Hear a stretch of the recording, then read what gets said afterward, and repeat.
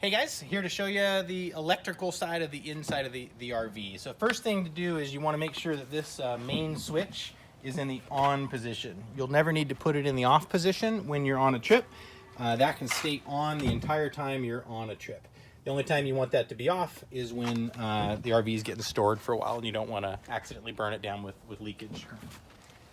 We do have a little battery powered light there just so you can use even when things are off. This is important to understand as well. This is your inverter. So when you push that green button, now all of your power plugs are converting over to 110 power. So that's nice to know that that's there, and it has a few little sensors here for the voltage and the current that's being drawn. So I'm gonna leave that on, and we leave that on basically the whole time. Some people might turn it off at night if you're worried about battery chargers or something going on. That's a switch for the outside light, so we won't worry about that right now. And as we get here inside, of course, we have light switches on every light, but most important is I want to show the control panel here. For the entire duration of your trip, you want to leave that water switch on. It's labeled water pump, so there's either off or blue is on, and we just leave that the entire time so that it's ready to have a shower or the sink can run. The water heater can be either on electrical or gas. We always use it on gas because the propane, why not use that? It's just what we do. But if you want it to be on electrical, you certainly could do that. And now your fridge is running on electrical. Let's leave it on gas. The generator here, you need to prime it. That's sucking gas from the gas tank over to the generator itself. Good rule of thumb is count to 10. I usually count to 20. Why not? So we're gonna wait there. Let's say that was 20, and I'm gonna hold down the start generator. This is just like starting an engine. Hopefully you'll be able to hear this. And there we go. So that's running. There's a little generator on the outside, and you can hear that I have the air conditioner on already, so we know that it's working now. Red light means we're on.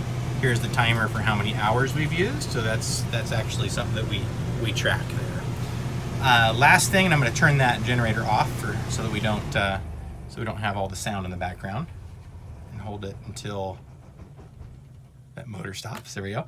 And then the slide is the other thing. So slide in, slide out. You want to make sure there's no obstructions. That's really important. This motor is geared to be really strong. So if you had something that was in the way, it's going to crush it and perhaps damage either the thing or damage the door and the mechanism itself.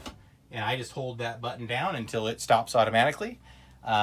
Obviously, you have a lot more room in here now, but if we want to slide back in, we're ready to get on down the road. I'm just going to hold the in button until it gets to its logical stop, and it kind of comes to a stop on its own. I'm still holding it down, and then I let go as soon as it stops.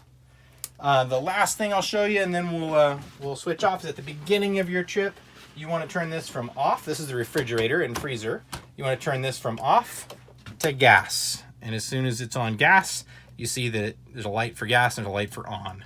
That's all you have to do. So we usually come out a day before and turn that guy on so that this is all cool and ready to go. The one other thing to realize is this door, it's got a good little latch mechanism there. It's nice and tight when you're down the road.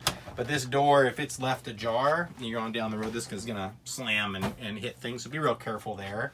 And also recognize there is a little button there that'll have a little nub that comes out. That's just to keep it propped open so there's no mildew or anything in there when it's being stored. A user wouldn't need that, but that's what that's for. So don't be confused by that. Same thing on the freezer.